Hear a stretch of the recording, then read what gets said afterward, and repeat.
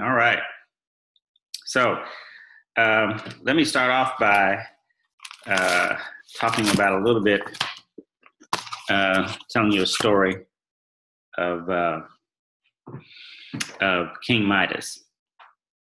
Okay, for those of you who don't know King Midas, you've probably heard of the Midas touch, and that is people that everything they touch turns to gold. So oftentimes people will use this story or this saying to say that, man, you've got the Midas touch, man. You know how to make that money. You know how to bring that money in. So there's a saying, you probably heard, the Midas touch.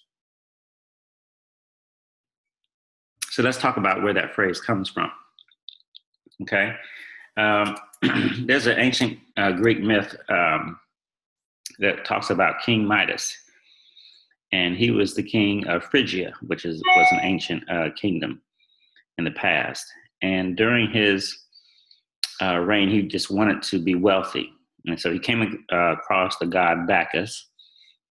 You may have heard of the god Bacchus. He's the god of the spirits and alcohol and these types of things.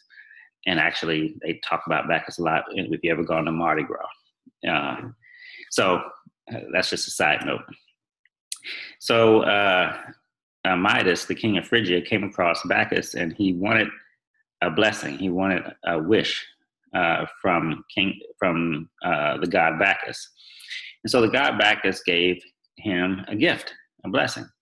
And the gift that Bacchus gave King Midas was the gift of anything that Midas would touch would literally turn to gold. So Midas was so happy when he got this gift.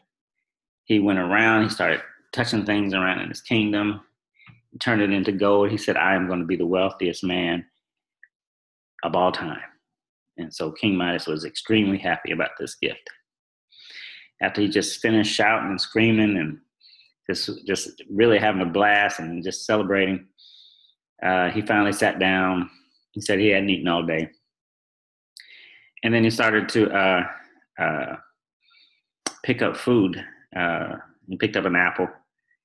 And when he picked it up to try to eat it, it turned to gold. And he was like, oh, snap.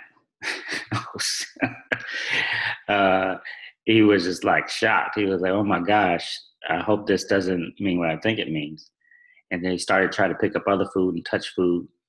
And whenever he would touch it and it touched his mouth, it would turn to gold.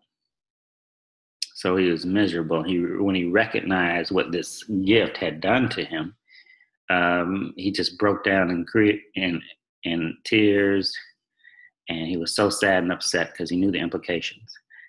And his daughter from the window saw her father crying and upset. So she came down and ran to her father to comfort him and reached out and hugged him. And then she turned into a statue of gold. And that just sent King Midas down even further down into depression. And eventually just regretting this so-called gift from Bacchus of having everything that he touched turn to gold. So why do I tell this story? And what's the meaning and the moral of this story? To me, the moral of the story it's a story that's trying to communicate really that we need to really think about what our values are. Sometimes we can be so caught up in finding money and riches that we end up sacrificing the things that really matter to us, the simple pleasures in life, and the people that matter to us. And if you're not careful, if you're so busy trying to get that Midas touch, you will actually, it could be to your detriment and to your ruin. And you could sacrifice the things that are really important to you on the altar of career advancement and making money. So I want you to consider that as something that's really important. You really need to you need to consider your priorities and get your priorities in order. And you need to decide, is making money more important to me? Or it's having a love relationship more important to me? And that, by you're taking the time out to get your priorities in order, will actually inform you on the best decision for you. So, if making money is more important to you than being married or having a family, then you need to follow the money. Go where the money is. Go where the job opportunity is. Follow your career. Just go boom, boom, boom, boom, boom. Climb up that ladder. If that's more important to you. Now, if being married and being a family person is more important to you, then that will actually inform your decisions and path to go in a different direction. And so it really comes down to what's most important to you. And then sometimes life will force, like in your situation, life will force um, us to make a decision. The goal is to both have both money and career. That's the goal. And so we need to do that, but sometimes we can't have it both ways. We will come to a crossroads and we have to decide, do I follow the money or do I do what's best for my family? Common rationalization, well, the more money I make than my family, I'll be doing good for my family. I want them to have what I didn't have, all this other mental gymnastics that we perform in order to justify that I'm going to leave the family in 6 months or travel all the time. And we live in different locations and all this other rationalizations that we do so we can keep making money. When we're doing that, we like getting that gift from Bacchus. We get that King Midas touch. And we end up sacrificing the things that really matter to us.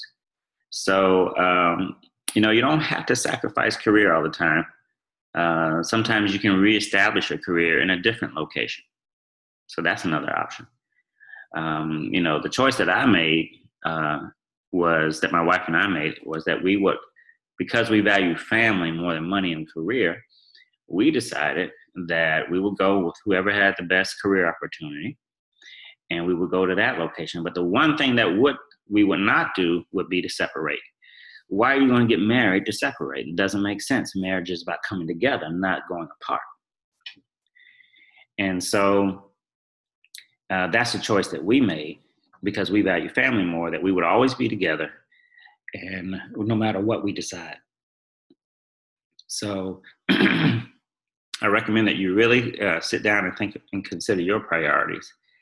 And if you need to move, reestablish your location so you can be together, that's what I recommend before you get married or anything like that. So both of you need to sit down and consider your priorities, what's most important to you, to make sure you're on the same page. So this message is to all viewers. You need to really consider what's most important to you. That will inform your decisions. And, remember King Midas. Remember King Midas. He had all the gold in the world, but he lost the thing that was most important to him. The things such as family, marriage, and simple pleasures of life. Harmonious wishes.